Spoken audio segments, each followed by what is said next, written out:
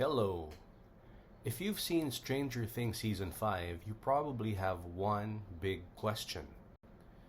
Where exactly is Max Mayfield?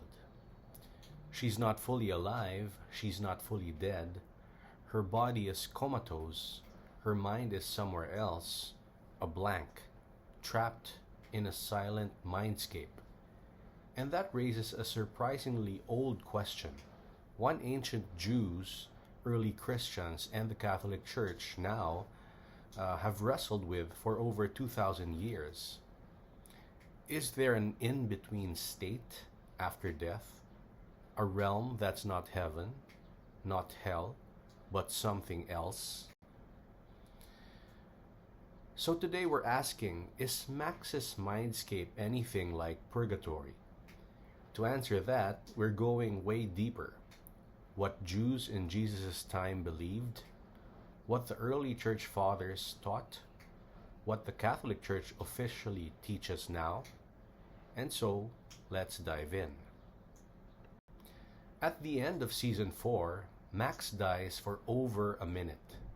Vecna kills her, breaks her bones, blinds her, and her heart stops.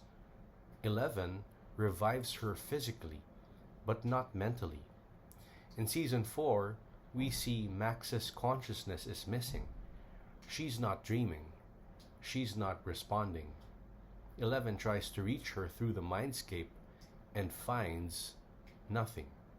A blank void, a trapped consciousness suspended between life and death. And in Season 5, we see Max trapped in Vecna's memories. And it feels like she's in part coma, part afterlife, part psychic limbo, and part supernatural prison. Fans describe it as Max is stuck in a psychic purgatory. But is that accurate? Let's look at what intermediate states actually meant to the ancients, because the concept existed long before Christianity. So in Jesus' time, roughly 1st century Judaism, the afterlife wasn't one simple idea. Different Jewish groups believed different things. So the first one is that paradise was the restored Garden of Eden. So many Jews believed paradise was Eden restored. And the source for this is 1 Enoch 32, wherein Enoch describes traveling to the Garden of Righteousness, often equated with Eden. He sees beautiful trees, especially the sacred tree of wisdom, whose fruit gave wisdom to Adam and Eve. For the Jews in Jesus' time, the righteous dead go to a beautiful garden realm awaiting resurrection. This is not heaven, it's a waiting place. Then number 2, paradise as an intermediate state. This was the majority view, especially by the Pharisees. They believed when the righteous die, their souls go to paradise. And it is a blessed waiting place before the final resurrection. And this explains Jesus' words to the thief on the cross. Today you will be with me in paradise. Not heaven yet, but the blessed place of the righteous dead. This view makes sense of Max. She appears to be waiting somewhere. Not dead, not awake, yet suspended. And the number 3, paradise as the bright side of Sheol. And you can see there the illustration of Sheol on the right upper part of the screen. This is one of the clearest biblical images. Sheol means the realm of the dead. And many Jews saw it as divided into 2 regions. The first is the comforting region, or Abraham's bosom, or paradise. And the second is the torment region, or Gehenna. This is exactly what Jesus describes in Luke chapter 16, the story about Lazarus and the rich man. And the sources are as follows. 1 Enoch 22, the 4-chamber Sheol. Enoch is shown a mountain with hollow places, the compartments of Sheol, where human souls wait until the final judgment. There are 4 chambers, each for a different class of the dead. So 1st chamber for the righteous. awaiting resurrection and reward. Next chamber, the moderately righteous, the ones not yet judged, kept separate, awaiting their fate. Third chamber, the wicked, those who are suffering and yet awaiting punishment. And then fourth chamber, the chamber for the especially wicked, the murderers, kept in a special place of torment because of the violence that they caused. These chambers hold souls temporarily until the day God judges all creation. In Luke chapter 16, Abraham's bosom, Jesus tells the story of a rich man and a poor beggar named Lazarus. After his death, Lazarus is carried by angels to Abraham's bosom, a place of comfort and rest for the righteous. The rich man goes to Hades, a place of torment. A great chasm separates the two realms, making crossing impossible. The rich man pleads for relief and for Lazarus to warn his brothers, but Abraham tells him that Moses and the prophets already provided sufficient warning. Abraham's bosom is therefore a blessed, peaceful realm for the righteous dead before final judgment. Now, other Jewish sources, the Shabbat 152b reflects a similar concept, a temporary post-death purification or punishment for ordinary sinners. This is not eternal damnation. And then Eruvin 19a contains one of the clearest rabbinic parallels to purgatory, temporary post-mortem punishment followed by release, meant for moral cleansing rather than eternal torment. This is closest to the Christian idea of heaven, hell, and purgatory distinctions that come later on. And then the Dead Sea Scrolls, the Essenes believed the righteous go to a heavenly realm of light. And the sources are as follows. 1QS, or the community rule, describes a process of inner purification by God's Spirit, where the faithful are cleansed from sin and prepared for final judgment. It is not a post-mortem purgatory, but a this-life spiritual purification, anticipating end-time separation of righteous and wicked. And then 1QH, or Hodayot, describes suffering and divine discipline as a present life purification, where God cleanses the faithful from sin. It does not teach a post-death purgatory, but uses purification language again for earthly trials and God's saving mercy. And then last, from Josephus, this Jewish historian, from his Jewish War 2.8.11, Josephus says, the Pharisees believe in a temporary post-death punishment for most souls before eventual release, a view often seen as purgatory-like. So purification leads to the righteous released from the wicked, receiving God's heaven-like mercy. And then last, the Sadducees. They believed no resurrection, no angels, no afterlife. So for them, no paradise at all. And the source comes from Josephus in his Antiquities 18.1.4. The Sadducees deny the resurrection, afterlife, and any form of post-death punishment. Hence, no purgatory or intermediate state. That's sad, you see. Of course, pun is intended. So a simple summary of the Jewish belief in Jesus' time: most Jews, Pharisees, and ordinary people believed that the righteous dead go to paradise, a blessed intermediate realm. The wicked naturally go to Gehenna. Both await resurrection. This is a temporary in-between state, not a final destination. Which already sounds kind of like what Max is in. Not heaven, not hell, not life, but a middle stop.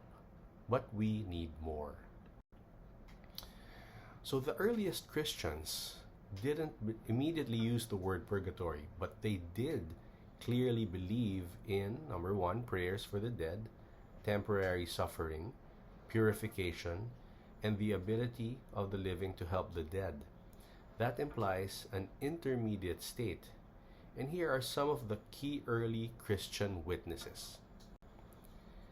So number one was Tertullian in the 2nd century. He mentions prayers for the dead, offerings for the dead, and a prison where souls await release. He describes a temporary spiritual state. Number 2, the Acts of Paul and Thecla in the 2nd century. Thecla prays for a dead girl named Falconilla to be at peace. So the question, why pray unless the dead can still benefit? So again, showing that Thecla believed that praying for the dead is beneficial for the dead themselves. And then number 3, Origen from the 3rd century, who explicitly taught about post-death purification through spiritual fire, and commentary on 1 Corinthians 3 verse 15. Okay, and this looks very close to the later purgatory language. Now number 4 was Saint Cyprian of the 3rd century, who spoke of sins being cleansed by fire, and that's also in Ephesians 51 verse 20. Again, this speaks of purification. And the number 5, Saint Cyril of Jerusalem in the 4th century, he who said prayers at Mass to help the dead. Okay, so and then number 6 is Saint John Chrysostom, who said offerings for the dead to bring great consolation. And this also means that the dead are not fixed in hell, nor fully in heaven. And lastly, St. Augustine in the 4th to 5th century, who was most explicit. He said that some sins are purged after death, and the Eucharist and prayers help the dead. This is essentially purgatory before the word purgatory existed. So in summary, the early Christians that we mentioned clearly believed in a temporary post-mortem purification. That is not hell, that is not heaven, and help that provides help, no, from the prayers of the living. All right. So this is structurally the same concept Catholics later formalized as purgatory. And now we go to the Catholic teaching on purgatory, and the Catholic Church teaches, number 1, that purgatory is real. The Catechism of the Catholic Church, or CCC 1030, says that souls who die in God's grace but imperfectly purified need to undergo purification. Okay, so, and we know that, it sounds very reasonable because God is holy. Those who are not yet holy or still, partially holy, still need to go purification so that the holy can be with God. And then number 2, everyone in purgatory is going to heaven, and that's good news. There's no more uncertainty. There's no second chance because they will be going to heaven. And then number 3, purgatory is temporary. It is not eternal like hell, right? Purgatory is temporary. And then number 4, it is a spiritual purification. So CCC 1031 says that it is entirely different from the punishment of the damned, simply because it's just the purification process that needs to be done so that the righteous can be purely righteous, and then so that they can be with God, who cannot accept anything that is partially holy or unholy. All right, so it's really just a process of purification before meeting God. Much like, I've heard this before, much like a bride preparing to see her husband. Okay, and then the 5th, the living can help the dead, and that speaks to us. So in CCC 1032, prayers and masses assist them, and therefore, to summarize, purgatory is really just God finishing the work of healing the soul. So the question goes back to, is Max's Mindscape purgatory? Let's compare. First, the similarities. They're both intermediate states. Max is not alive, not fully dead. Purgatory is also an in-between. And then number 2, suspended consciousness. Max is in a room of nothingness. Souls in purgatory are in a spiritual state, not bodily state. Number 3, isolation. Max is almost alone in her mindscape. Purgatory is often imagined as solitary purification. And then number 4, unfinished business. Max's soul or psyche is damaged and incomplete. Purgatory cleans what is unfinished. And then the differences though. Max is not dead. Purgatory applies only after death. Number 2, Max's condition is caused by trauma from Vecna, not moral purification, which is what purgatory is. And then purgatory is hopeful, not horror themed. It's God's healing fire, not a psychic void. And last, Max is trapped. Souls in purgatory are free and destined for heaven and experience joy and hope because they know that they will eventually reach heaven. So the final verdict is Max's mindscape is not purgatory, but it resembles a fictional psychological version of an intermediate state. This is closer to the Jewish idea of souls waiting in paradise or Sheol, or an incomplete consciousness or a symbolic limbo. Purgatory is healing. Max's mindscape is imprisonment, but both share that strange sense of being caught between worlds.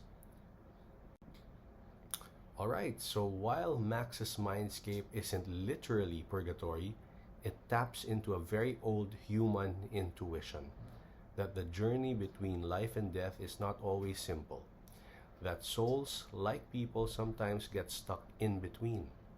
And the ancient world had a lot to say about that. So if you enjoyed this deep dive into theology and lore behind Stranger Things, like, share, and subscribe for more. And let me know in the comment section, what do you think is happening to Max in Season 5? And what do you think about Purgatory? Thanks for watching and stay curious.